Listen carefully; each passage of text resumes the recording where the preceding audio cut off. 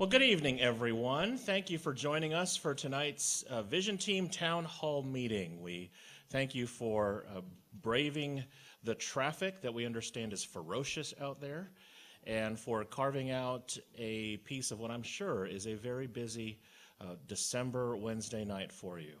Your very presence here is just one other indication of what this Vision Team has experienced over the past 14 months. That this church is deeply interested in claiming the bright future that God has for all of us. So thank you for your presence here, for your interest, for your energy, for your questions and comments, and for your curiosity about the fruit of what this vision process has yielded. In a moment, I'm going to say a prayer, but a couple words of bookkeeping. Tonight's presentation is going to be filmed. And so that means that if at any point after tonight you'd like to rewatch or remember anything that we experienced or heard tonight, you'll be able to do that online. And more importantly, you'll be able to share that with any of your friends or family who wanted to be here tonight but were unable to. And so we want to make you know that that is available. Hopefully you've all gotten a copy of the handout. It's a large 70-page imposing-looking handout, but that is for you to keep and refer to throughout the night and for you to take notes on. Hopefully you brought something to write with. Otherwise, I think there are pens and such in the rows for you to write down any comments or questions that you might have. This presentation is going to take about an hour or so for us to get through all the material. You'll hear from a number of voices of the Vision Team, all of us who have joined together in putting this together. And then after that hour, then we'll open it up for questions and comments along the way.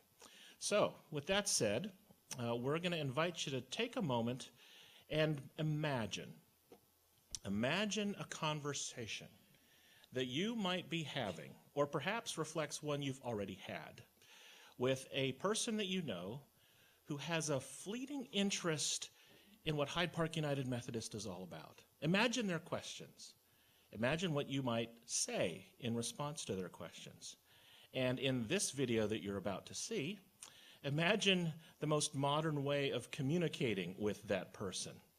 All of this conversation sets the tone, sets the context for why visioning is so critical at this stage in the story of Hyde Park. Let's imagine and watch together.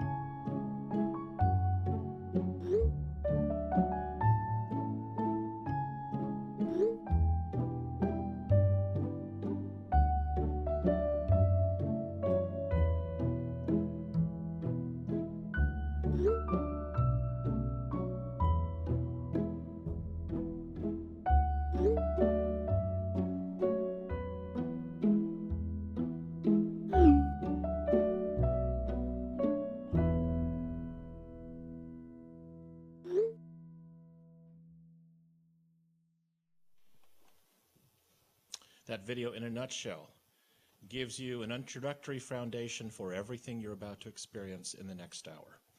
I invite your attention to the front cover of your material. On there is a passage from Romans 12:2, and it's based on that passage that I'd like for us to join in prayer. Let's pray together. God, you have called us together tonight to not be conformed to this world, to not be subservient to the culture, but to be transformed through renewal in the way we think, the way we perceive, the way we imagine, so that together we might discern your will, a will that is good and acceptable and perfect, and offers to us tonight a bright future that we can claim together with great joy, energy, and optimism. We pray all these things in Jesus' name. And let all God's people say, amen. Right there on the front cover is the key word that serves as a backbone for everything the next 70 pages contains. It is the word adapt. The whole visioning process over these last 14 months was founded on this idea that God is calling us not only into a bright future, but one of innovation, one of reaching out to a world that is rapidly changing all around us. So that is the key word that you'll hear throughout these next 70 pages. I'm here to kick things off for the first 11 pages of the document. I want to draw your attention first to page 3. It's basically an introduction to the spirit of this visioning process. The important thing to remember as we go through this is that there are going to be a lot of general areas of focus and categories for changes, and there will be, to some degree, some specific recommendations. But we want to let you know that the vision team discerned that there was a certain level of specificity that we thought was appropriate, but not to the finest detail of specificity. This visioning process, which is consistent with both the one from 25 years ago and Acts 2, about 12 years ago, sets the framework for the urgency and the rationale for these recommendations, but not the fine-tooth comb details of the specificity. That will happen as we get into the implementation phase after the plan is adopted. But what's really important to note is in the last paragraph of page 3, it is very important that each one of us in this congregation play a key role in the short and long-term implementation of it. So the hope is that the presentation tonight and the ultimate approval of this plan at church conference on December 17th will not only lay out the foundation and information for the vision plan, but will energize all of us to be a part of it, because all of us get to claim this future together. On page 4 and 5, 6, and 7 is a brief timeline of this church, starting with March 12th, 1899 to the present. These next several pages are simply a reminder that this church has always had a heritage of adaptation. As the culture around us has changed over these last almost 120 years, Hyde Park has responded faithfully by preaching the gospel and making God's love real in ways that are resonant with the culture around us. And you can see in these slides and in these pages that we've had a long history of adaptation. On pages 8, 9, 10, and 11 is material that I hope is familiar to you right now. It is the why that visioning was necessary. Why in 2017 and 2018 was it the right time for us to go through a long-term strategic planning process? If you heard my sermon a week ago last Sunday, so about 10 days ago or so, you heard my fullest public statement on the why of visioning on the last Sunday of November. My midweek message from last Thursday contained major excerpts from that sermon, all pointing to a 3-page document that is now on our website, hydeparkumc.org/state. It's a statement called The State of the Church in a Changing Culture. And there are excerpts here on pages 9, 10, and 11 that remind us that the world is changing, but our mission has not. And we could choose to do the same things that we've always done as a church over the last 25 years. But with the church, with the culture changing around us, God is calling us to adaptation and innovation.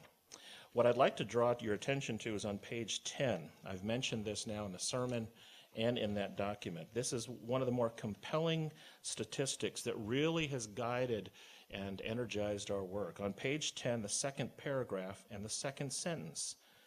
Living out of our Wesleyan heritage is a key to reaching out to the nones and dones. The nones are the ones who have no religious affiliation.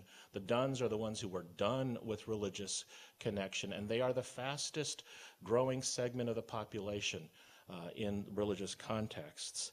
And the 60% of people disconnected and disinterested in the Gospels, and that number is growing every single year. That's really what's at stake here. For a church like ours to fulfill the Great Commission, to go and make disciples of all people, teaching them to obey all that God has commanded them, we need to break that 40% ceiling, that 40% of people who are interested in religion, knowing that the other folks, the 60%, are growing in their disinterest as the years go by. That's the challenge we face, and that is an opportunity that we get to seize. Before I turn it over to the next presenter, I do want to underscore something. These statistics are not meant to be doom and gloom, because we are Hyde Park United Methodist Church.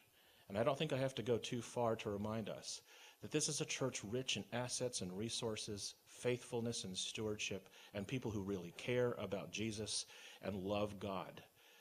God has already given this church everything that it needs to have this bright future that God intends, and for us to break that 60% ceiling. So everything you're about to experience over these next several pages is founded on that idea, that God has given us everything we need, and now we get to innovate the way we use them. This visioning process has been blessed by two co-chairs in addition to the members of the visioning team. They're going to serve as sort of the moderators of the next hour. So I'd like to introduce you to one of those co-moderators, Cheryl Parrish, who will come and introduce the next section.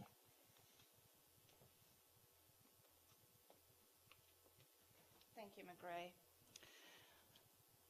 This has been a long and difficult and challenging and wonderful, amazing, rewarding journey over the last 14 months. And I'm incredibly grateful to McGray, as I know the entire team is, for his leadership throughout the process. To my co-chair, I couldn't have gotten a better co-chair if I had handpicked him myself, to Scott Meckley, and also to the entire Vision team, many of whom are here tonight, who have been incredibly active and engaged and supportive and hardworking throughout the entire process. And also, mostly to you for being here. Thank you for being interested. Thank you for being present. Thank you for listening, and listening with an adaptive mind. Normally at this point, I would be introducing Eric Adams. I'm sure many of you know Eric. And he would be talking with you about the process that the Vision team went through over the past 14 months, the key findings from all of our research and all of our listening efforts, and the one broad, clear, and overarching recommendation that surfaced as a result of all that. Unfortunately, Eric can't be here. He had a very important work commitment. However, we had recorded him at the previous town hall meeting that we had last week, and so his presentation will be given to you by video. So please turn your attention back to the screens. Thank you. Thank you, guys. Again, my name is Eric Adams, and on Sunday night, I spoke to maybe 80 high schoolers and middle schoolers. So this is like a walk in the park, as opposed to talking to these high schoolers about being stressed out. That's what I was talking to them about right before exams come up. But I'm really excited about being here, and it's great to see the familiar faces that are out there. I want to tell you about the journey that we went on, the team, and how we went through the selection process, the hundreds of hours that were put into the process, the facts that we discovered, and then the big broad recommendation before I'm then followed by some other speakers. But I'm excited about this opportunity to talk to you guys, so thank you very much. So this seems odd, but this all started back in June of 2017. There was a ministry leadership council meeting, and they identified folks that they felt might be good characters and have good characteristics for participating in this visioning process. It then went to the Committee on Lay Leadership, and the Committee on Lay Leadership at the church vetted through some of those names. And then came the infamous lunches with McGray. And if you get invited to a lunch with McGray, you know big things are about to happen in your life. And that I still remember the Arco Iris lunch I had with McGray when he made the ask for me to participate and make this investment. And then our first meeting, it blows my mind to think of this, but our first meeting was 14 months ago, September 25th, 2017. And the one thing that came out of that very first meeting was that this vision team needed to listen. It needed to listen to God, we needed to listen to each other, and we needed to listen to the community in this church. And that's what we then embarked on a journey. I knew most of the folks that were on this visioning team, but after participating in subcommittee meetings and whole team meetings that numbered in excess of 50, because I went back through my calendar and counted them, I got to know them a lot better, and they got to know me maybe better than they wanted to.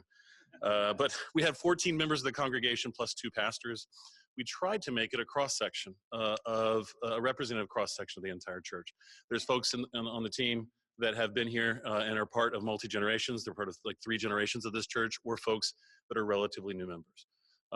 And so that was the effort, and it was a very diverse team and a good team that as we worked together, we needed to work well together as we met every other week for a period of about 14 months, plus our subcommittee meetings.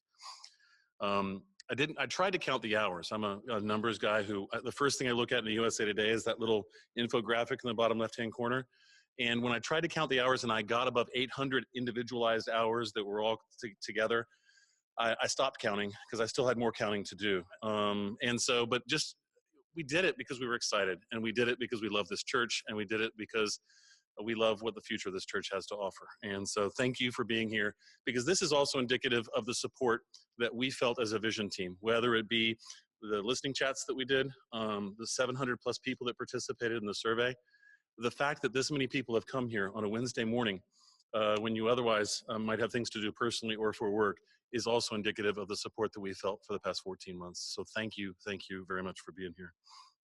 So I kind of have given you a highlight. We got some initial feedback from the congregation, and you'll see this on slide 15 or on 15 inside of your materials, but I'm going to give you a highlight. The first thing that we did with the congregation was you wrote down your headlines for the future. And you said, here's the headlines that we see for the future of this church. And it was so exciting to see that stuff. And then we had, like as I mentioned, 28 different listening chats with 200 plus members of the church. And we talked about, these questions may give you a deja vu moment. We talked about how we can deepen our discipleship, how we can extend our reach into the community and the world, and then how we can adapt to cultural changes that churches themselves are facing, in this church in particular. We then got into the fun stuff that David Burns led the charge on in a subcommittee, and that was a collection and analysis of data. Because getting data and information from you was helpful and important, but also just looking at the community, our demographics, and data related to this church, and we analyzed both internal and external data. We then went through a SWOT analysis, and SWOT stands for strengths and weaknesses, opportunities and threats of all of the ministries at this particular church. We looked at our mission efforts. We looked at what we're currently doing and what opportunities were presented in the future. And then we put it all into a gigantic mixing bowl, and we tried to synthesize this and identify common and recurring themes. Themes from the headlines, themes from the listening chats, themes from the data, and themes from the SWOT analysis that we did. And then we did a church-wide survey. And the church-wide survey, I was so happy to see more than 700 people participate on it. And anytime you can get that sort of feedback from folks in a community like this, it was gold. And we spent lots of time looking at that survey, trying to use it to help us determine whether or not the themes that we had recognized were valid, or whether or not some of them, might not necessarily be supported by the survey. And we didn't do that just as a bunch of amateurs filling out a website. We actually found an amazing resource who's a specialist in church survey information. And we relied upon that survey expert, and it was phenomenal. And thank you very much for everyone who participated in that survey.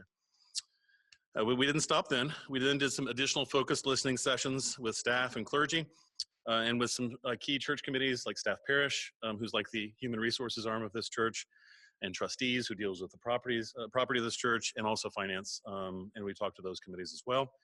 And then finally, we aggregated those key points, and then began the process of digestion. If all you have to know about data in today's world is all that information we got was so valuable, and it's the foundation. of this entire process. And the foundation that we got were the bricks that you helped us build. So again, I can't echo that thanking enough. So I'll tell you about some key findings. Well, really, there's three, and I'm moving on to slide 19 if you're following along in the printout that you have. We had some key findings, and they really fall into three categories. One was that there was a strong foundation. Two, we identified some areas where there was either some need or desire for improvement. And then three, we recognized some challenges or changes in our church and culture. And everything that you're going to hear today has its roots in what we heard. We tried to stay rooted in everything that we heard because that data that we gathered from you is very, very important. You know, one of the key findings that we heard about the strong foundation that we've got here is that when folks were surveyed, over 70% of folks indicated a level of satisfaction or happiness with their spiritual practice of worship and prayer. And I think all you have to do is to be on this campus on a Wednesday night with small groups or on a Sunday morning in worship, and you can recognize that and see that strong foundation. And that's something that we recognize and we want to build upon. And that's, you know, when you've been around 120 years and you have the dedicated congregational members that we have and staff that we have, it's quite evident. But we aren't looking at this entire process with rose-colored glasses. We do recognize and did recognize some areas where there were some needs for improvement or some desires for improvement. And some of those areas we're looking at our attendance. Over the past 20 years, you know, we've had what I would call static attendance, even despite adding new services. You know, we've kind of hit this 900 per Sunday number if you look statistically across there. And we observed that some churches, there's this glass ceiling in church communities of 1,000 in attendance. And with that 900 per Sunday that we observed, it's not because it's capped by the space in which we're worshiping. So we do think that there's some room for to address or at least pay some attention to that static attendance. And we also looked at, despite the fact that we may have grown in staff, our giving units were also static. We have about 500 giving households, and that's phenomenal. But we have 1,400 households that are part of this congregation, and 500 out of 14 are giving to this church. And it's been that static level of participation for a number of years as well. So we looked at that not as it is a blessing because having 900 people at a church community on a Sunday is phenomenal. So I don't want you to or having that many giving units is great. But we looked at it because as we would hope to grow or intend to grow and touch more lives in the future, that was something that we felt was an important statistic to point out. We also recognize that some folks identified that they wish that, to have a stronger commitment to invitation to others to be part of this community, invitation to others to have a deeper relationship with God, and invitation to others to participate in this congregation through worship and through service and through small groups. And we also recognize that there was a strong desire for improved church-wide communications. Communications is such a touchy subject because some people love to have it told to them face-to-face or from the pulpit. Some people love to get it in an email. Other people love to get it in their hand printed out. Other people like to hear about it from a friend. But there's room for improvement in how it is that we communicate as a church to the congregation. And we also recognize that we have some challenges in our community and at this church. In the Tampa Bay residents, 2/3 of the folks that are residing in this community are not involved in a church community. And there is, as McGray mentioned with the nuns and duns and in his sermon last Sunday, there is an increasing disinterest and disillusionment with organized religion. That's just, it's a natural situation that we're facing as a church and in the community. We also heard from folks that they wanted to, that they love our worship services, but there were opportunities for improvement of our worship experiences. And we also heard folks talk a little bit about this church's financial health and how we deal with debt and debt service. These aren't bad things. It's important. I learned it a long, long time ago for going to this church. It's important to be able to have an open and frank discussion about finances at this particular church and how it is that this church takes its money in, receives its money, its pledges. I think you see that whether you open up the Sunday bulletin or you hear it from the pulpit. But we did hear that, well, there's a great financial health of this church and we're very blessed. Just some attention and or information about how it is that we're dealing with debt and how it is that we deal with our debt service. But all of this, whether it be, all of this is what we heard. And then it led us to digest this information. And we wanted to thank you for telling us all this information. We want to thank you for the surveys. We want to thank you for your vision chats. We want to thank you for being here. It's phenomenal that you're here. And we want to share with you how the Spirit helped us synthesize this. And what it helped us synthesize is that we really felt like what we needed to do, as recognized by McGray in his opening statements, is there's some adaptation that's required. Adaptation as to how we think, adaptation as to how we approach activities at this church and in our community, adaptation perhaps by being more flexible, adaptation to being open to trying new things as a church, adaptation in our communication, adaptation in how we live out our mission, adaptation to how we're reaching out to those who are disconnected from or disinterested in a church community or in the Christian faith. And the words you're going to hear, and they're going to resonate throughout. They started in the questions that were in the visioning chats, but they're going to resonate throughout, and you'll see it on slide 27, is about deepen and widen and unite. It reminds me of the old hymn about deep and wide. I'm going to tell you how much I love all of you by not singing to you. But we're talking about deepening our faith and growing closer to God.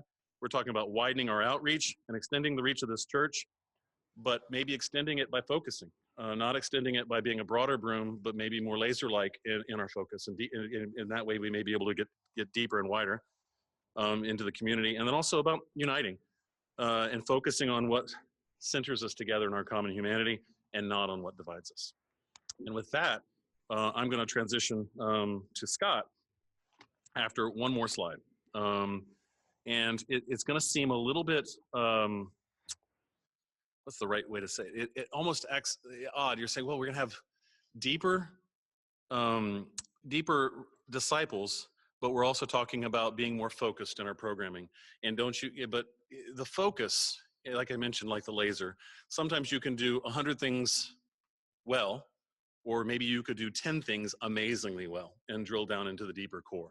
And that's one thing that we heard, is that, that there may be a need for some focus, and in that united component, that focus. And it also helps us a little bit with a more effective use of the church's resources too. So you're going to hear some of that when we get down into our specific recommendations. But now Scott Meckley is going to talk to you a little bit about the lens through which we hope that you'll view some of the more specific recommendations. So thank you guys very much. I appreciate it. I would thank Eric, but he's not here, so I will just thank you all for coming. In a moment, we're going to move from our broad theme of adapt into our detailed recommendations. But before we do, we would like to offer you some perspective on what you're about to hear. Think about being in an airport on one of our crowded, congested roads that we're all too familiar with around here. There's so much going on that it's hard to process what you're trying to absorb. So now think about looking through a camera lens. The narrow focus of a camera lens would bring clarity to your view. Let me lift up some things for you to consider. Our recommendations fill 22 pages in this 70-page document. Even for our team, which has been living with this for almost a year, this volume felt a little overwhelming.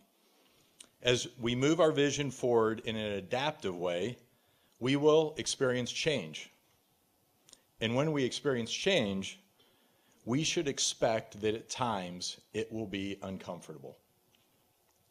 And when we are in uncomfortable territory, we can find comfort in things familiar to us.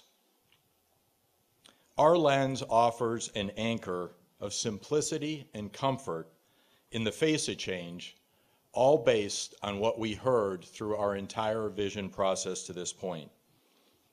We hope this lens, reflected in the formulas on slides 29, 30, and 31, which contain some familiar core concepts, will help everyone more easily digest the recommendations and embrace the change that we will experience together.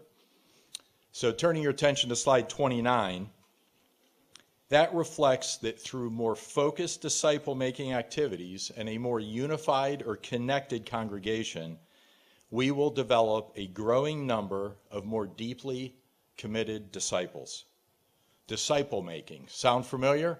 Something Hyde Park has a long history of doing.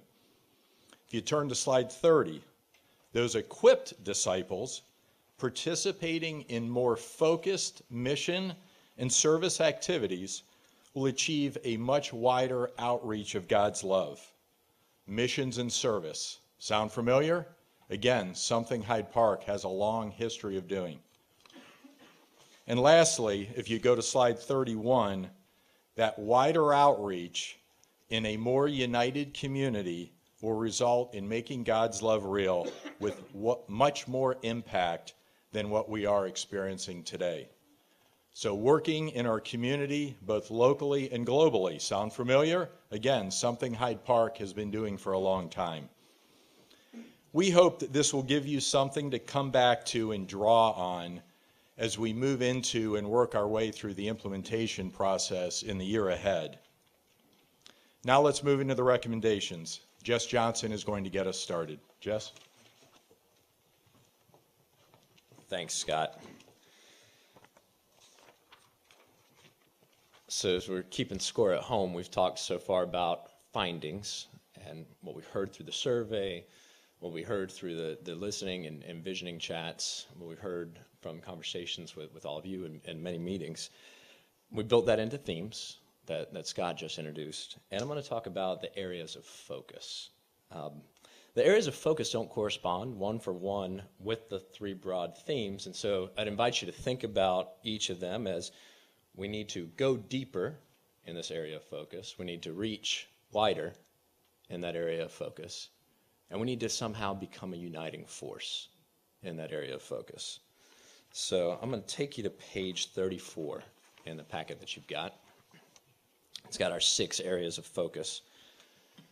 They almost perfectly correlate with the broad ideas and concepts that came out of those visioning chats that more than 200 of you participated in. I'm going to read them because I think they're worth reading through. So connection and worship and disciple making, the portico, missions, and meeting people where they are. So we'll talk a little bit about each of those. First on connection. I don't know if maybe 12 days ago or so, y'all may have caught, there was an article that ran in the New York Times by one of my favorite thinkers, Arthur Brooks, and it was entitled, How Loneliness is Tearing America Apart. I don't know if any of you caught that. I see some nodding heads. Up front, he immediately cited some sobering but not at all surprising statistics. It was a survey that had been done by Cigna, the large insurer, and according to the survey, most Americans, not many, most Americans suffer from strong feelings of loneliness and a lack of significance in their relationships. Nearly half who participate in the survey sometimes or always feel alone or left out. And 13% of Americans say 0 people know them well. Lack of connection and loneliness is an epidemic, and we're suffering with it. And we see it all around us.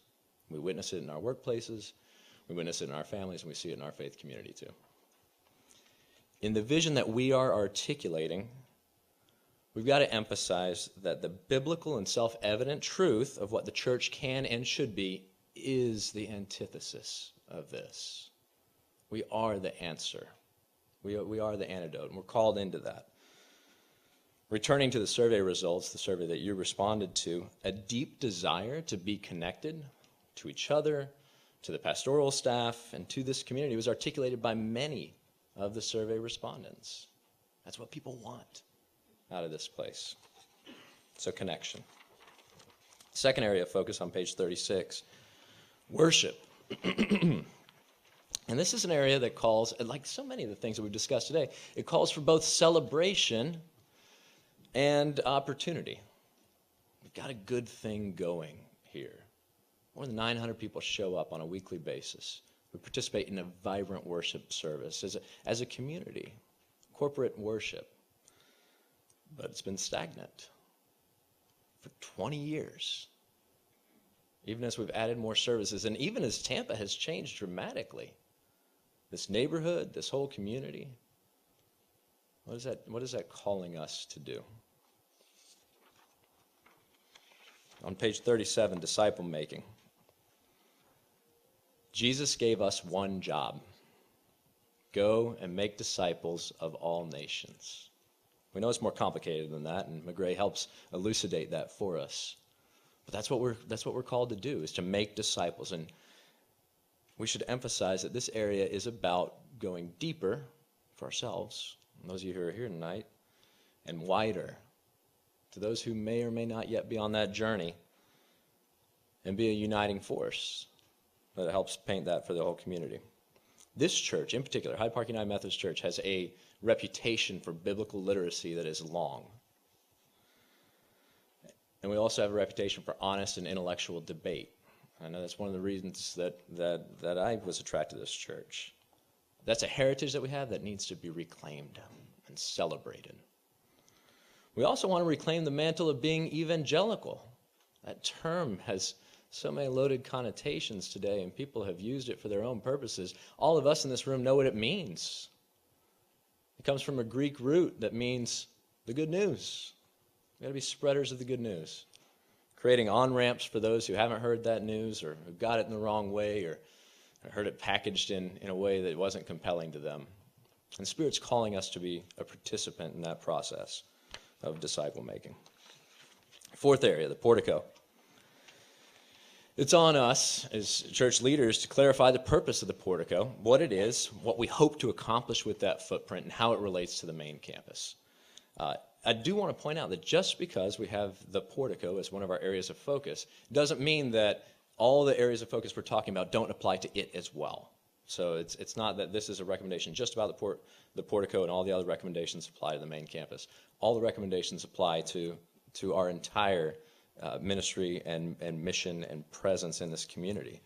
But one of the most intriguing aspects of the portico that came from our interviews and our deep dive into the ministries was a view of the portico as a sort of theological outpost. As a place that we can invite people who a church is just not that comfortable of a spot.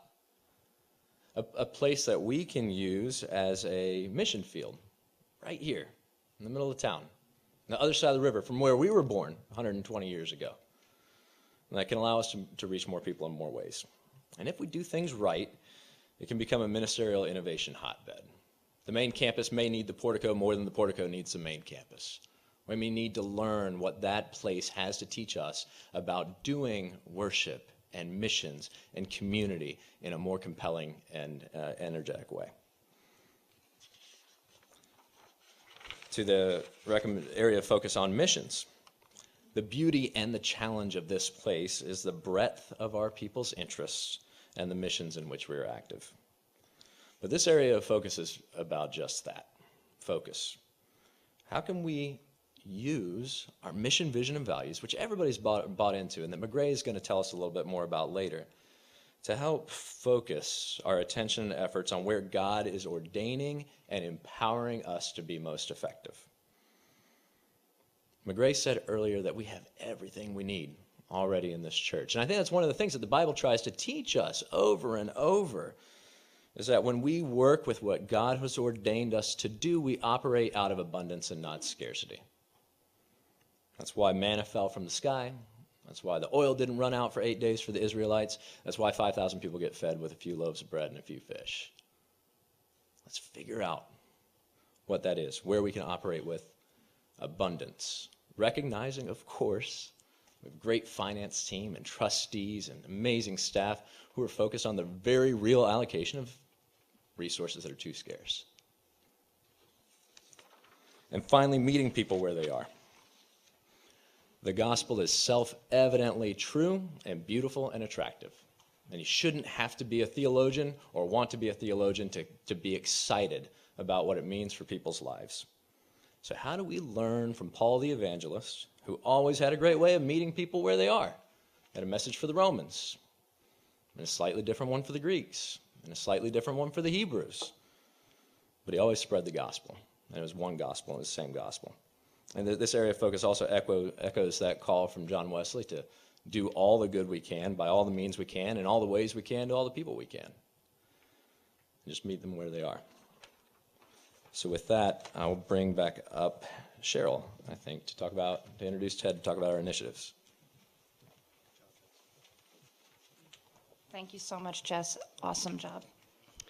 I'm introducing Ted Kempton, who is going to, as Jess said, talk about the specific initiatives that are part of our recommendations. Ted? Thanks, Cheryl. Good evening, everybody. All right, so at this point, you've heard of the broad recommendation to adapt. You've also heard about the three broad themes: to deepen, and to widen, and to unite, and the 6 areas of focus that Jess went over.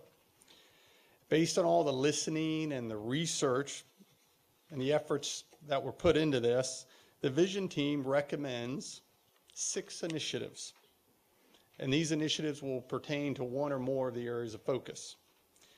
Keep in mind that these initiatives are how the vision will be translated into practice. The 6 initiatives, and I'm on page 43 of your handout, the 6 initiatives are deepen, widen, unite, worship, the portico, staffing and financial generosity, debt and property. All right. We've formatted each initiative with action items, followed by a metric to measure success. Each action item has been categorized under an area of focus. For example, initiative number 1 has 7 action items. 2 relate to connections to God, and 5 relate to connections to each other. Some of these action items are going to cross over. The metrics for success are intended to be inspiring. They're not rigid, and you'll notice some metrics have yet to be determined, and they will be determined by the implementation team. Fortunately for you, I'm not going to read these initiatives word for word. There's not enough time. What I'm going to do is go through these initiatives and hit the high points. There's a lot of information in these next 11 pages, and I encourage you to take some notes, because when this presentation is complete, there will be a question and answer period. So, please feel free to ask the questions when we're done. All right, so let's get started. Initiative number 1, deepen connection to God. The Vision team recommends that we emphasize the discipleship pathway and find a way to incorporate comprehensive Bible study across all age groups so that it becomes part of our DNA. For connections to each other, based on what we heard, we recommend that we engage the entire congregation, all generations. We need to fill the gaps for those that are underrepresented while reaching out to disconnected people. And we need to motivate more people to get involved. Moving on to initiative number 2 on page 46, widen and unite. Jess mentioned the breadth of the mission and the history of our missions in this church. Based on what we heard, we recommend that the quantity of mission options be reduced in an attempt to bring more focus to our service with an emphasis towards education, hunger, and homelessness. We recommend increasing participation by both individuals and groups. And finally, the team recommends that we continue to expand the Dunbar Elementary Initiative.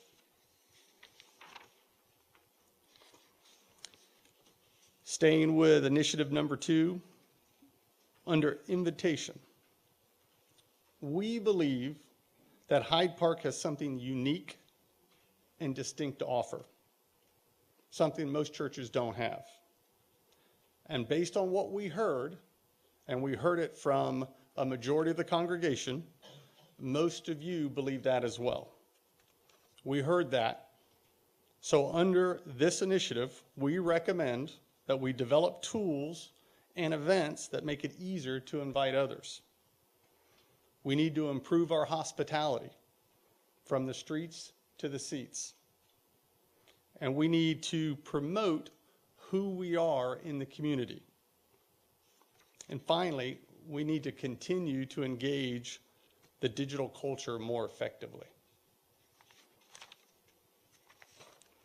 Initiative number 2 under Unite, page 48. We live in a divided world in a divided time. We heard this as well.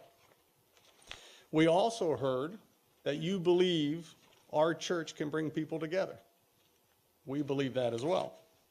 So under Unite on Initiative 2, the Vision Team recommends that programs or forums be developed to engage diverse populations, including churches and those in the communities. Continuing on to page 49, initiative number 3, worship. We've been blessed with excellent pastors and support staff here in Hyde Park for a long time. The services take a tremendous effort every week.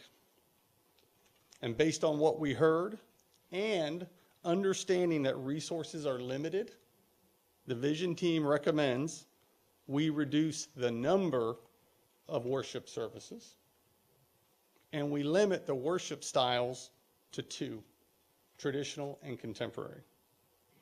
In addition, we need to continue to innovate worship so that it's welcoming to everyone. Moving on to page 50, initiative number 4, the portico.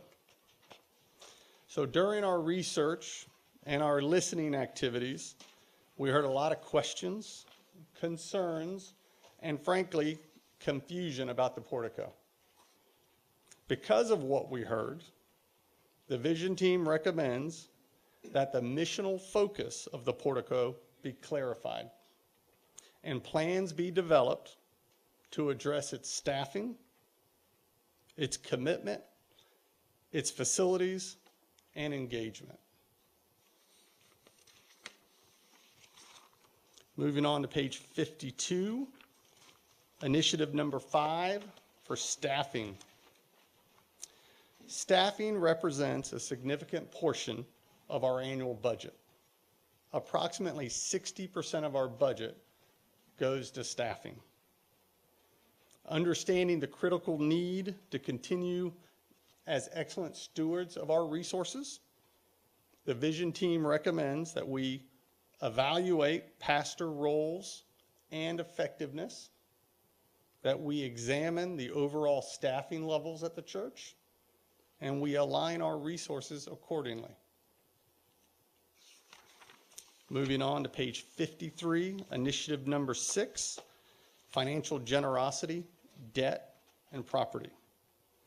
Continuing with the theme from initiative number 5 of excellent stewardship, we move on to financial generosity and to debt and to property. Earlier in the presentation, you heard about outstanding debt, and a lot of you know we have different pieces of property. And we heard also that the giving units have plateaued for the last 10 years. Based on all of this and what we have heard, the Vision Team recommends that we develop a plan to address giving. In addition, we recommend examining the current debt and all church assets to ensure that our resources are aligned in an optimal way to complement the goals that we have set. So with that, the brief overview is over, and I'm going to turn this over to McGray. Thank you. Thank you, Ted. We are now down the home stretch of this presentation. We have about maybe 7 or 8 minutes left to get you through the last part of this packet. And frankly, it's a section that I wasn't expecting to have be a part of this plan. From the very beginning of this visioning process, I shared with you all publicly and in our committees that, in my mind, it was not on the table to think about our mission, vision, and core values. That's been a part of who we are for 25 years. It set the foundation for everything we believe we are and we believe our activities to be. So there was no reason to go back to the blank page, square one, to figure out our mission, vision, and values. And in fact, making God's love real continues to resonate with just about everybody we asked in our listening process. But here's what we also discovered, that if you go one step below the surface of the popularity of making God's love real, we unearthed a lot of questions and a diversity of opinions of what exactly it means to make God's love real. In fact, if I were to ask all of you here in the room, what do you think it means to make God's love real?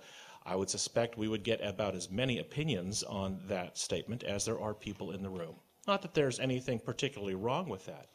But if our theme is both adaptation and deepening, widening with greater focus, the vision team came to a realization that while we're not interested in rewriting the mission, the vision, the core values, we came to an understanding that we need to reintroduce ourselves to ourselves.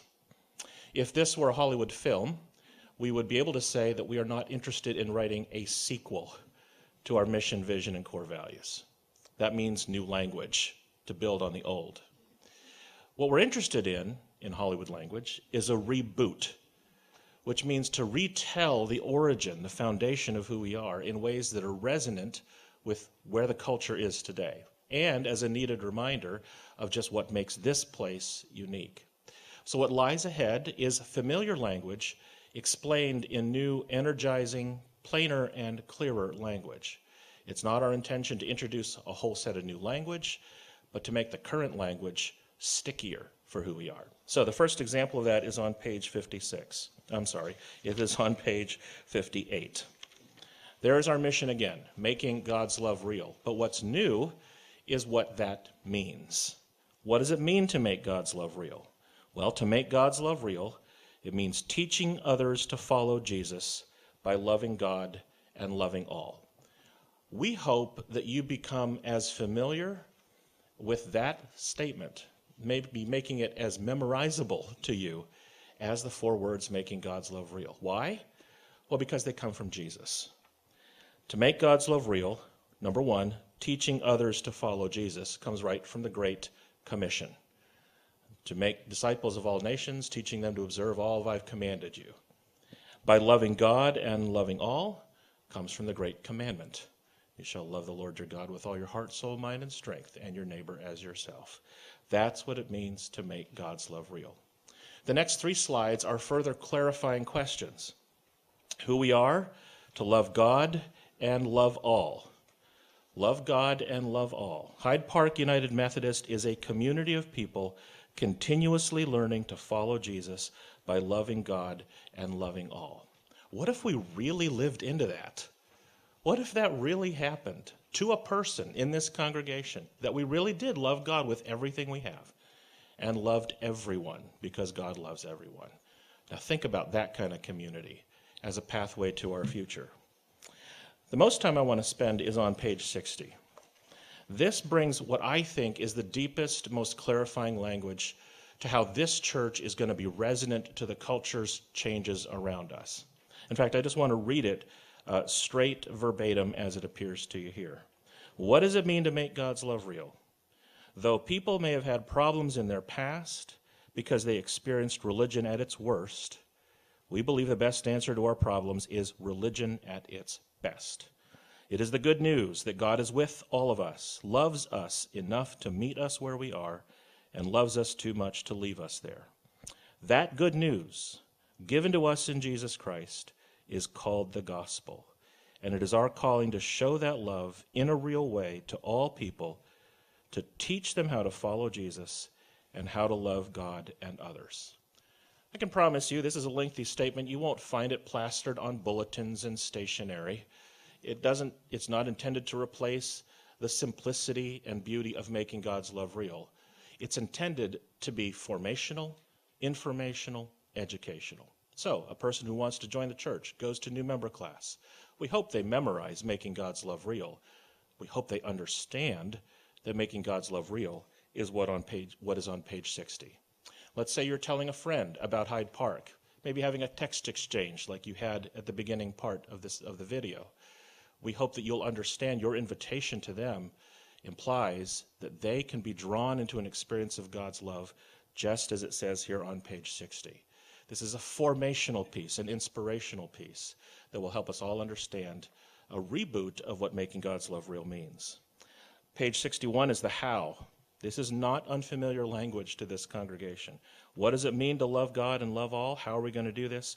Our discipleship pathway. We understand that that is a gift from God to us, these 7 spiritual practices. Our future is contingent on all of us fulfilling all 7 of these principal practices. And now we want to get it in front of people at every opportunity. On page 63 is our vision. I think it was about 7 or 8 years ago, that this church developed a vision statement that would dare to imagine what this community and world would be like if we fulfilled our mission. What we discovered in our listening sessions is that vision statement, as good as it has not been sticky enough to form who we are. So what we are offering to you is language that is consonant with the key words that we have heard all throughout the listening process: connected, transformed, equipped. So when we accomplish our mission, this is the vision we expect to happen. Many more people will be connected into loving community, transformed to be more like Jesus, and equipped to teach others how to live life as God intends. The last several pages are also very familiar words to us. It's our 6 core values. We're not offering any changes to those hyphenated words, no changes to the order of those hyphenated words, which is a good thing because the first 2 are the most important. We have been and will always be a Christ-centered and biblically rooted congregation. But what we discovered was the former definitions of these hyphenated words that were adopted 25 years ago needed some polishing up, needed to be retold in simpler words with more punch. So you can read for yourself the descriptions that are there and see also the added scripture passages that we've identified that support each of these core values and the linkages we've made to each of the 7 practices of the discipleship pathway. You'll see a good example of that on page 66 with definitions of warm-hearted and open-minded. This is a new definition of warm-hearted from the original one from 25 years ago, more consonant with what we've been saying recently, that warm-hearted means an openness to a diversity of people. Open-mindedness means an openness to a diversity of perspectives and ideas. That really is a hallmark of Hyde Park, and so that is a rebooting of what those 2 core values mean. Another significant rebooting is connection committed. It used to be that 25 years ago, this congregation needed to be reminded that it was United Methodist and needed to support the wider denomination. So essentially, the language of the former connection committed was, we will pay our apportionments. That's basically what the definition was. We will always pay our apportionments. That won't change. We will always be United Methodist. But we understand from what we've heard that connection means something even deeper than that. And so you can see the language that we're introducing there to explain both connection committed and mission directed. Last couple pages, number 69. We're now down to the last slide. Where do we go from here? From here, we have one more town hall meeting on Sunday night at the Portico at 6:45. We have a Ministry Leadership Council meeting next Monday night where the MLC will vote formally to recommend this plan to the church conference.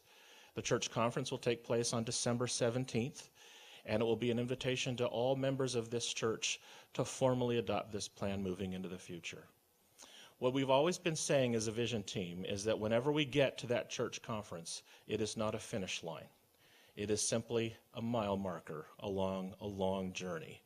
It will certainly feel like a finish line, and great relief to the 16 people who've been working on this. But we recognize that the exciting work is only beginning. And our hope is that the adoption of the vision plan will be received not just with joy, but with energizing inspiration for all of us to do our part.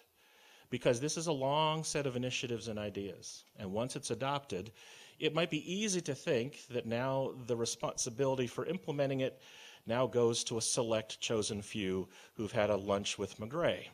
I want to let you know that that's not the case. I love you all, but I'm not having lunch with all of you in the next couple weeks. So this is my opportunity to say, we all get to implement this plan together.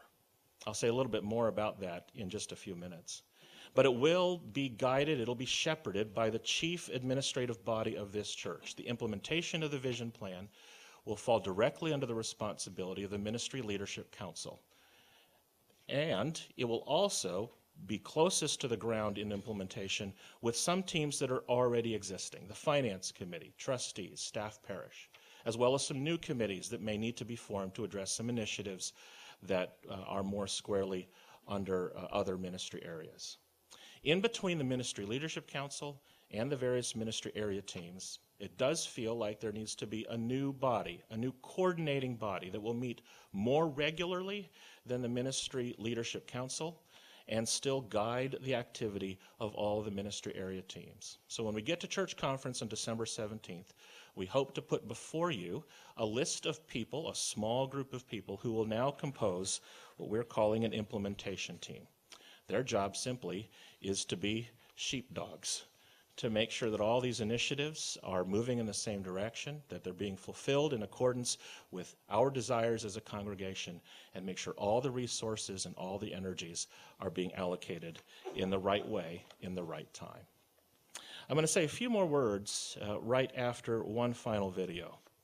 This is a video that will invite you to imagine one more time, to creatively dream what it would be like to have another conversation, a different kind of conversation, not with a person that you know who's interested in the church, but someone who contacts you out of the blue, who invites you to expand your vision, to dare to dream about a bright future for this church. What if this person on this video were to contact you and draw forth from you some response about the future that this person is calling you to?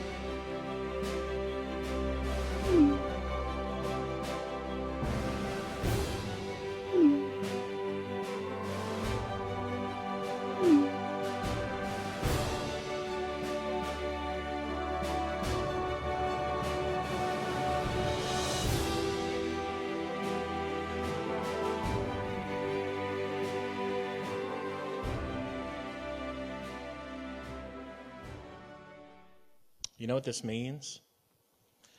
This means that your name is in this document. Maybe not in ink, but it's in spirit, because you are part of this plan. You are the reason this plan exists, because it's based on what we have heard from you, from the community, and from God. And your name is implied on the very first page. This word adapt, it isn't just about adapting programs, ministries, structures, and language. It is about each of you each of us adapting who we believe ourselves to be and adapting our behaviors to seize this future. It means each of us get to deepen our commitment to Jesus. Each of us get to widen the influence of God's love to more and more people. And each of us get to work together to draw into unity our common good. You are in this plan, and you will be needed to make it happen. And adaptation often means change, and change sometimes means loss, which means that by virtue of you being in this plan, you may have to let go of some things. Maybe some things you like, maybe some things you're used to. But the only way we can receive is by letting go. The only way to let go of something is to open our hand so that our hands are open to receive whatever God has next for us. This is our plan. This is our offering to God. This is what we believe God has given to us. And we all get to be a part of it together. I'm going to invite Cheryl to come on up again, and Scott as well, as we open it up now to a time of questions, comments, to balance out our night. Don't be shy. Check. Just raise Oh, your hand yeah, if you have yeah. a question. And Thanks. So, a great presentation. Thank you for all your work. So I'm looking at page 48, 49, the recommendations widen and deepen, and then the recommendations on the worship. It would seem like, you have the Magnolia services to broaden that coffee shop, Starbucks kind of thing, and then we've got the ones in the chapel for the people that want super conservative at 8 in the morning. So how do you, and this is just an open question, brainstorm with the ideas you have, how do you become more racially and different when we go to two types of services, when it would seem in the past by broadening the types of services available, it would draw more people?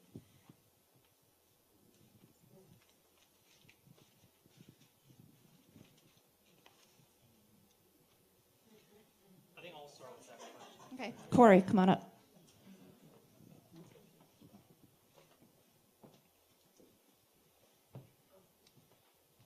First of all, thank you for asking. One thing that stood out to me during this process when we were collecting the data was over the years, I'm a relatively new member to this church, and what I've understood from the past few years is that we have tried to do the chapel.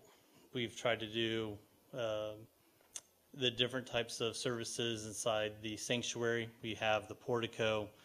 We have how Magnolia works to try to serve and reach other people. And hopefully with that, it would have increased our 900 members each Sunday to increase. But I think since the late 90s or the early 2000s, that 900 has stayed pretty much the same, and we have not increased on a weekly basis.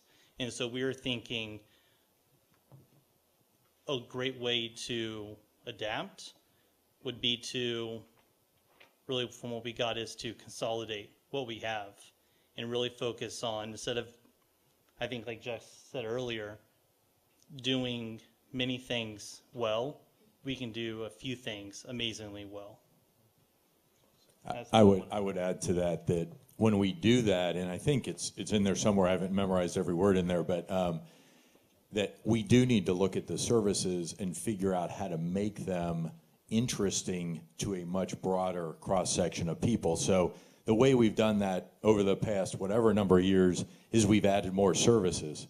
And we believe that you can narrow the number of services but create an environment that is interesting to a broader cross-section of people. And, I didn't really appreciate until I got into this the incredible drain on both staff and laity to pull off what they pull off every single week with all the services that we have, including the service of the portico.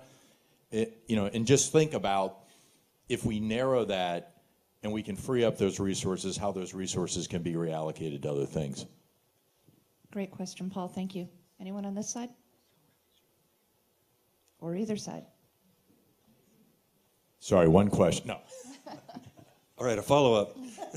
So, brainstorming all your ideas, why isn't the church any more racially diverse over the years? I mean, is it just the geographics, or can you give any ideas how we could be in your findings? I know there's fringes of it, but that would seem like a question we ought to ask. I'll answer that. This is Whitney Smith. I'm Whitney. One thing that is a big challenge with us as a church is our geographic area in response to being more diverse racially. We live in an area where, looking at statistics, almost everyone is white, and also people aren't willing to drive over a certain amount of time to go to church. In general, all across churches everywhere, people like to go to church in their neighborhoods. And we saw statistically, our church is the same way. The vast majority of the people who attend this church are from this neighborhood, and this neighborhood just happens to be, and the surrounding areas happen to be mostly full of people who are white. Doretha Edgecombe. It just seems to me that I'm just the perfect person to answer that question. Because you're so well spoken. I found Hyde Park 20 years ago. That's about how long I've been here. And I have lots of friends who say, don't you feel strange? Don't you feel out of place? Don't you feel different having grown up in a typical black church? And my answer is no, because the same God that I served and worship in my traditional church is the same God that I find here. And so I go to the 8:30 service. I've connected with the congregation at the 8:30 service. My daughter and I serve in a variety of ways. What I think we've got to do is do something that's a part of this plan. We've got to be kind of disciples of ourselves, inviting people to come. We've got to extend invitations. We've got to find people who are on church, if you will, people who may be different or even like us. The racial thing, it's an important one, because I think we live in a world where we're becoming much more racially diverse. And our church ought to reflect that in some ways, but I think Whitney has said it. It's where we are located, what the neighborhood looks like. And so we've got to knock down the walls and the barriers and the street signs and the neighborhoods, and talking about reaching out no matter where you live. There are people out there who would love to say, come join me at Hyde Park. And maybe one of those people may even look like me. Very good. I would. Go ahead. I'm sorry. I was also just going to add, if you haven't already attended a worship service at the Portico, you might want to check that out, because you may find some additional diversity there. That really does open up additional opportunities. It's a slightly separate geographical area and draw that we have to pull from. One other thing that I'd mention is those of you that took the survey may remember there was a question about what diversity means to you, because there really is two different ways we can be more diverse. One is by getting people and inviting people, like Doretha said. The other is spending more time in the community and engaging with different aspects of the community. And Dunbar Elementary is a great initiative that we've just started kicking off that gives us all a great opportunity to do that. So I think we need to do both of those things. We both need to do more invitation, and we need to do more out in the community. And believe me, I love coming to Hyde Park campus. It's where I spend most of my time. But when I look in the mirror, I know I need to be out in the community more than just living in the little world we live in here on Hyde Park campus. So my name's Chef Crowder, and I'm relatively new to Hyde Park. I've been coming for about a year. But I just wanted to respond to a couple of the things that were said. A lot of time, and I've had the honor of going to different churches over my years, but a lot of times we have a diversity of services, and we miss the opportunity to have a diversity of traditions within one service. And what I mean by that is you can do multiple things in a service where everybody gets something. And I think as a church, we've struggled with that. I went to a church where we had traditional music, contemporary music, bluegrass music, country music, jazz, kind of all mixed in. And so I think that is one way to address that, having fewer services but traditional services, or more traditions. And then the other thing I want to say is I've had the opportunity to work in a lot of diverse neighborhoods in this community. And I think too often, you know, we talk in that document about we have to go out, right? So we're expecting a diverse population to come to us, and I think the opportunity through the outreach is, why can't we partner with different African American churches around some of the outreaches that we're doing? Why can't we do more urban plunges where we're going and living and learning more about what it's like to be in some of our lower income neighborhoods? And there's several of us, Doretha and I've worked together for many years, but we can help facilitate those kind of opportunities. And if we sit around waiting for diversity to come to us, it's not going to happen. We've got to go to where we want that to be. Very good points. Thank you.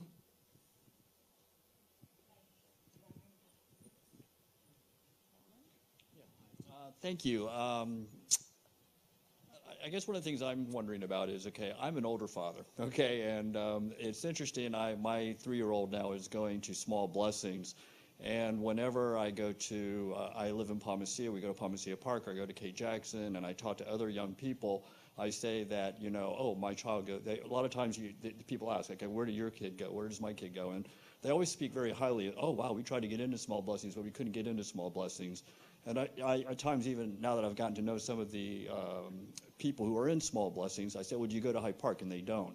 So I guess it's just one of those things that it's interesting that, you know, we're trying to, you know, no offense, we look around here, it's mainly older people. And, you know, being an older dad, I love being around all these younger people who are having kids. So I just don't know how we can maybe take advantage of Small Blessings as a kind of an entryway. Those people, I know that obviously they're here, they see what's going on, but it's just an observation that I've actually invited people and I've talked to people. So I personally could use some training on how would you actually, you know, I speak very highly of Hyde Park, but it doesn't seem like a lot of times, you know, some of the people who are attending don't really, whose kids are going there, they don't want to come. So I don't know exactly what I'm trying to say, except that I don't know if we're using Small Blessings as maybe an entry point, and I didn't hear anything about that. So I guess that would just be an observation. And I might answer something on that. You know, on page 52, when we talked about staffing, we did identify that we need to ensure that all major life stage and family style groups are addressed through our staffing and our programs. We talked specifically about Small Blessings a lot during our vision team meetings, and mainly as a mission. I mean, it is a mission of Hyde Park United Methodist Church, and it's an on-ramp for an awful lot of families that come into here. It's been a blessing, obviously, in your life, and it was in mine for all the years that my kids went there, too. So we definitely recognize that importance, and it's a huge asset to leverage. Yeah, I'm Haven Whiteside. I've been here for about 23 years, seen a few changes. But I'd like to support what we just heard about Small Blessings. That's part of the diversity that fits this church. That's reaching people from other economic levels, other races, and so forth. Second, I'd like to mention the Portico is now a member of HOPE, Hillsborough Organization for Project and Equality. And that works with the city of Tampa, with the county, to try and get specific changes made. For example, housing for the elderly and many other things. But by doing that, they are connecting to 24 other churches all over the area, all colors, all languages, whatever. That's another way that we are getting the diversity. And with all due respect, I'll make a negative comment that in my life I've been in many different churches, and I just don't see the average person who's grown up and likes the services in a good old black church, how they would ever enjoy the service here. It just doesn't fit. Not only that, got a good laugh from that, but how many of us would like to be here for 3 hours singing and doing all those good things? Only if McGray's preaching. Thank you. One other thing I should note is all of this is being recorded, and the appropriate comments will be passed on to the implementation teams. So what you are saying is not going to be lost. It is going to be passed on. Hi, my name is Matthew Huddle, and I work with the youth on Sundays.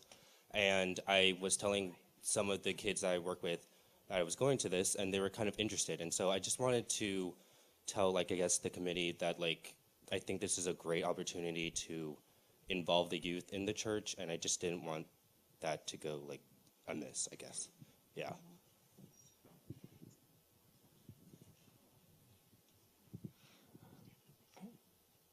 Hi, my name's Ed Cronin. I've been coming here with my family for about 10 years. And as I'm hearing all the talk about, really should be more inclusive and more diverse and all that, and these good on-ramps. And on my way here, I walked past a group that comes, a lot of them come every Sunday morning. And I think we've done very, very little. And is there any way that we can maybe as a church do more to reach out and say, you know what, you guys don't live in homes like the rest of us do, but you're welcome to come to church with us. You're welcome to serve alongside of us. You are full members of our community. You're welcome to bring your stuff into church. We won't stare at you when you do that. Is there anything that we can do to maybe use that as an on-ramp to this church to increase our diversity, both economically and racially? I think it's, we talk about going out into the community. Well, they're already coming here. Why not use that as a mission field?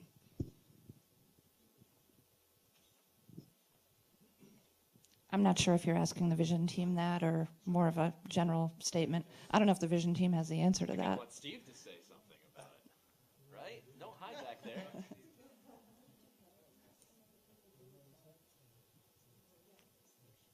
Jess suggested you might have a comment to that. It's up to you. Okay, so we feed close to 200 homeless people every Sunday morning, and a vast majority of them are African American. And they are very much a part of this church, and we consider that a worship service just like all the other services. So factor that in, and we invite them every Sunday to join us to all the other services that we have. So, okay, it's the most segregated day in America, Sunday. I understand that.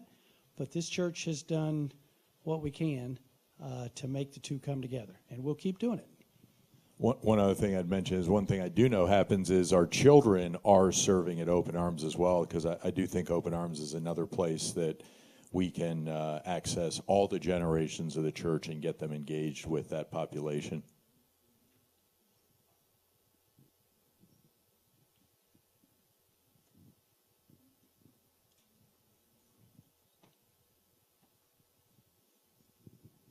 I'm Richard, and my wife Joan Ryan. I've been here about 2 years. One thing that concerns us, we go to Sunday school here every Sunday morning, and then we either, if we got something to do, we come to 8:30 service, then go to Sunday school at 9:30, or we go to 9:30 Sunday school, and we go to 11 o'clock service. So it appears to me that we do not have that many people in studying the Bible on Sundays. We do during the week, maybe, but Sundays, with 900 average attendance, there's probably less than 100 adults in studying the Bible or studying something in Sunday school. And I think if we could get the mindset of the people that when you come to church on Sunday, you should at least plan on 2 hours. One of the hours should be in a smaller group where you can talk the Bible and learn the Bible and do all those things, and the other can go listen to the minister give a great message. And if we could just get people to think that way, then I think you would see a lot more people coming to Sunday morning services. Most people just think they come for the 1 hour of the ministry and that's it, and they head home. I know our son, he goes to the church while their daughter goes to Sunday school. So I can't convince him. Maybe she's got to get a teenager before he can force him into going 2 hours at church. Right now it's very convenient for them to come 1 hour. But I think if you're going to cut back on some of your 1 hour sermons, that we can certainly use, and I know it's going to, you still have to work, but we could certainly use some authoritative people to encourage adults to go to a good old Bible study Sunday school. And we could increase the attendance tremendously, I think, if we had the right leadership in teaching on Sunday morning in a Sunday school type environment. And I encourage you to find some way to do that. If I could say, I mean, We heard many similar sentiments, didn't we? And there's that's the reason why we reaffirmed that Christ-centered and biblically rooted as part of our mission, vision, and values. And there's no accident why that's the number one initiative is about deepening that connection to God. We don't know exactly what that solution looks like, but we identified that having a solution for comprehensive Bible study, increasing biblical literacy, going deep into Bible study it's the foundation for everything else we're trying to accomplish. I think I'd like to add one more thing to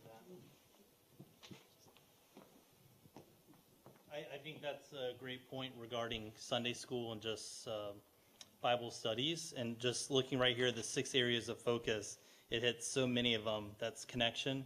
You're talking with people. That's another form of worship, not just going and hearing the pastors. It's also working on your own disciple making and helping out with others and connecting with them. It's meeting with where people are at that time in their life and working with them. And so I think whether it is specifically Sunday morning Bible studies or it's Bible studies on Tuesday night, Wednesday nights, etc., that hits many areas of our focus that we do want to reach. So thank you for bringing that up. And then one other thing, too, that I wanted to bring up regarding, I think, the homeless that you had talked about. I know that, I think, up on the second floor of this Magnolia building, we have had also some homeless. I think you've led before that you were bringing up earlier for Bible studies in the morning and Sunday school. So I think that's also a great area where we not only invite them to our worship services, but having more of a community with them as well. So there's other ways that we want to engage with them, more one-on-one. I think trying to find Bible studies in the morning, I think that could be great. One other thing, when we look at being adaptive, part of this, this is something we wrestled with as a team a lot, is we should be doing what you described. Thank you for bringing that up. At the same time, there's a lot of people, including the 60% McGray talked about, that want to engage in different ways. And, Corey's a good example. He turned to McGray in one of our meetings and said, hey, could you distill your sermon down to a 30-second podcast and put it out on the internet so I can just watch that every week?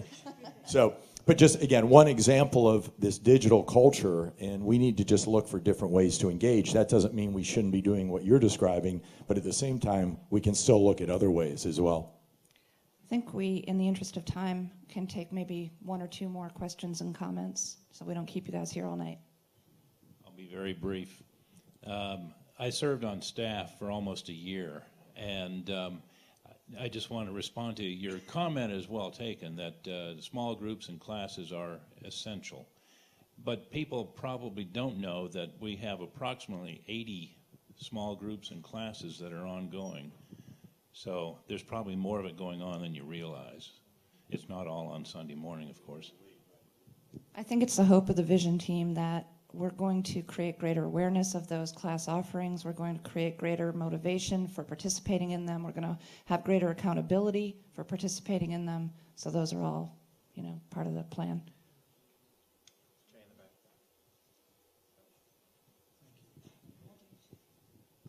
My name's Odin Latham. My wife Fonda and I are attending Hyde Park. We found Hyde Park in June of this year. And one of the things that excited us was that Hyde Park was in the midst of having a massive study about where y'all were going. So I want to tell you a very, very brief story. It's about Omar, the impossible possum. Omar was sent to Miss Blossom's Upside Down School one day, and he was cutting up. And so Miss Blossom told him to go and hang upside down with some of the other possums on one of the limbs of the tree. And so after that basic possumology creed, which she was sharing with him, which he did not like, he went home and began to pack his bags and leave. And his father began to smile and his mother began to roll over. So on the way out of the house, he remembered the possumology creed, When in doubt, danger, distress, or dread, smile, roll over, and play dead. So one of the things that I tell you that about is we discovered that Hyde Park was not going to roll over and play dead. And therefore, we're still here. Amen. And for the last question of the evening. All right, thank you. Jay Coons, member here at Hyde Park. I want to say two very quick things. One, I'm absolutely blown away by the professional quality of the work that the Vision team has done. This is not just a cool deck that you just get. This is a massive Herculean effort that none of us can actually fully appreciate, so thank you to all who have been involved. I'm thrilled with pushing the boundaries, right? Second thing is we've talked a lot about what I might consider more tactical things, and what I don't want to get lost in tonight and as we move forward are some very bold words that the Vision team has chosen to use.